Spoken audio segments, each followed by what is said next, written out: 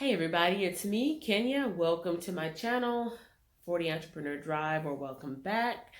Not too long ago, I did upload a video giving my opinion and commentary on a game that I found in the Google Play Store. It is a virus simulation type of game where you can create an infectious disease and see how fast it spreads, and it's fun for ages 10 and up. If you haven't seen that, go check it out. Let me know what you think about it. But right now, I'm not talking about simulated viruses. I'm talking about the actual virus that apparently is now here in the Dallas-Fort Worth area. I don't watch the news because it is a trigger for me. So I do not know all the details about the virus. I know just enough to know to wash my hands, not touch my face after touching things, and keep my immune system up. I don't watch the news. I just don't. But I do get information from my coworkers and from other sources filtered through that keeps my mind at ease. So I am a member of the Fort Worth Japanese Society. I love all things Japan. There's one of my kimonos in the background and uh, Japanese character in the background. But so the Japanese Society that I belong to recently sent an email out that they canceled a luncheon. And the reason that they did this is because it has been, the idea has been pushed forth that it's best whenever possible not to have large gatherings of people, because if the contagion is in the air, it can be easily passed from person to person. I know there's been talk of like I think the NBA is like in a suspended situation right now because they don't want crowds gathering.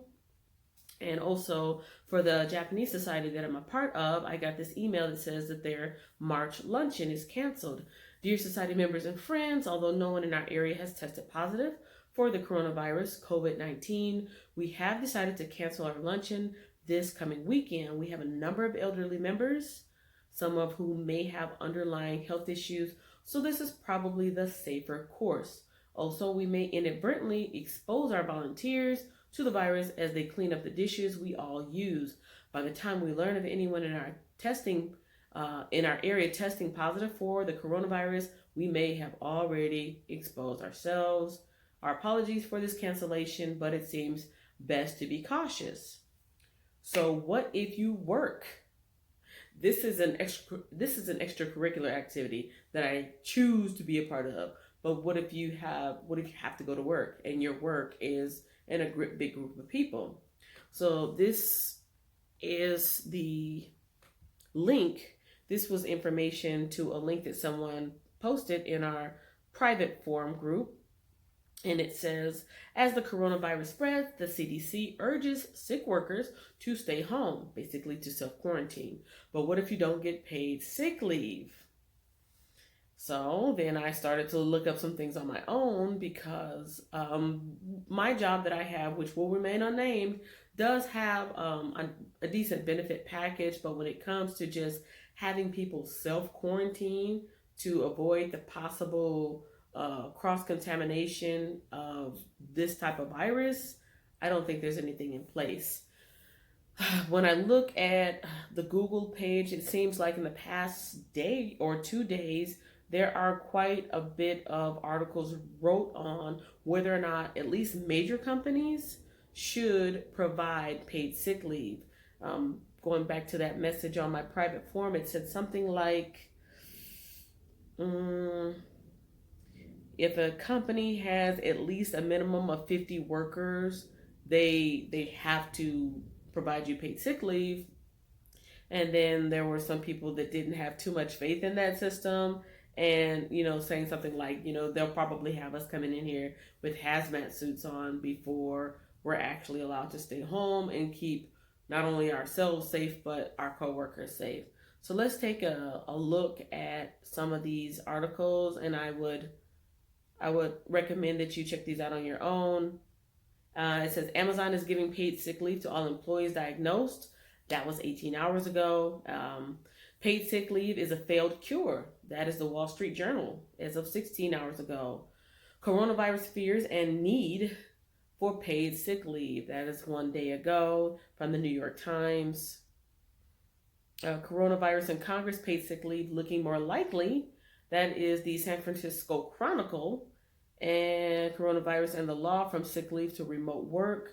I was also watching a video on, it was a tutoring type of video, people who tutor from home. And they're actually getting more work because various school districts around the country are actually shutting down their schools temporarily just to uh, put some type of space between any type of outbreak or cross contamination possibilities, and just letting it kind of die down on its own. And so they're moving their structure, their academic structure, from classroom based to cloud based. I don't know how practical this is for all school districts. It definitely is not practical for all ages. Most of these were like junior high and above, but most people do rely in some way or shape or form on the schools to be daycare. They either work while their child is, in school, or they have something else going on while their child is in school. So I don't know how that would work for all schools. But it definitely seems like there's a lot of organizations really pushing staying at home and self quarantining if you have symptoms. I don't know if you need to get that doctor's note first and then have it for proof for your employer, or if you're just like, maybe you're just scared of putting yourself in that situation. But let me know what you think in the comment section. Do you think, and I'm talking about major corporations like AT&T,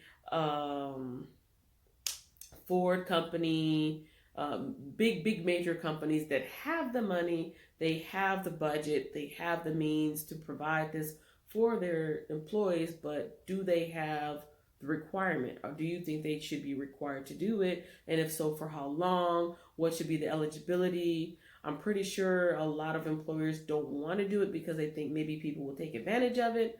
But when you're dealing with life and death situations on a global scale, this is not just a localized situation, but on a global scale, is it time to take those what ifs? What if somebody takes advantage of this and maybe put it on the shelf until this passes over, and then things can go back to, regular policies.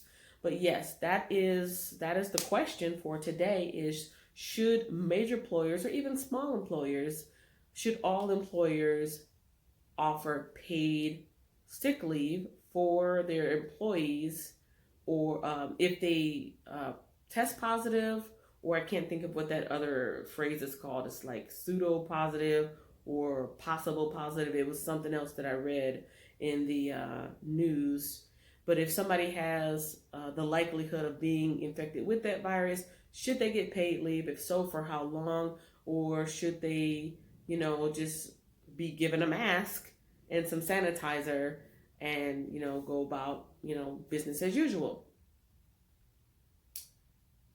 Yeah, coronavirus, Arizona, how paid sick leave law could help. That's the ArizonaCentral.com, azcentral.com. The Texas Tribune says Texas paid sick leave debate renewed amid coronavirus fears. And the Hill says major companies updating sick leave policies in response to the virus.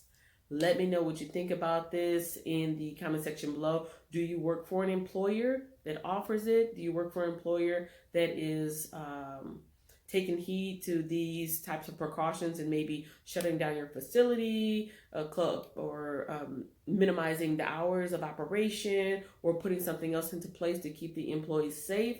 I would like to know. If you found this video interesting or helpful, please share it with someone who could also give me some input on what their employer is doing, and let me know what else is going on with your employment and or someone that you know in the comments section below. I will see you in the next video. In the meantime, stay safe, stay healthy, and I'll see you next time.